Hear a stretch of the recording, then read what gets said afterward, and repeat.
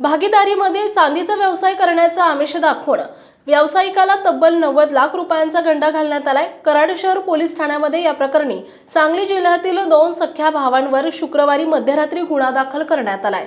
सूरज साळुंके यांनी याबाबतची फिर्याद दिली आहे। नवीन कुमार सावंत आणि महेश कुमार सावंत अशी गुन्हा दाखल झालेल्यांची नावे आहेत। पोलिसांनी दिलेल्या माहितीनुसार कराडातील मंगळवार पेठेत राहणारे सूरज साळुंके हे चांदीचा व्यवसाय करतात।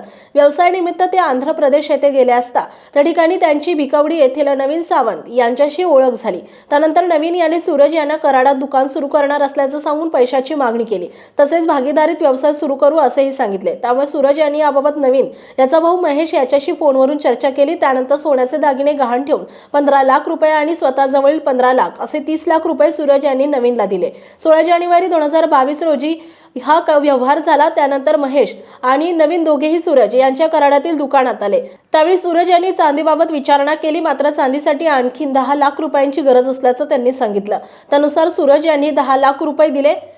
त्याचबरोबर जास्तीत जास्त चांदी आणायची असेल तर आणखीन 30 लाख रुपयांची जुळणी कर असे ते दोघे म्हणाले। त्यामुळे सूरज यांनी त्यांच्या मित्राकडून आणखीन 30 लाख रुपये घेऊन नवीन आणि महेश या दोघांना दिले। त्यानंतर आणखीन 10 लाख रुपये नवीनच्या बँक खात्यावर भरण्यात आले।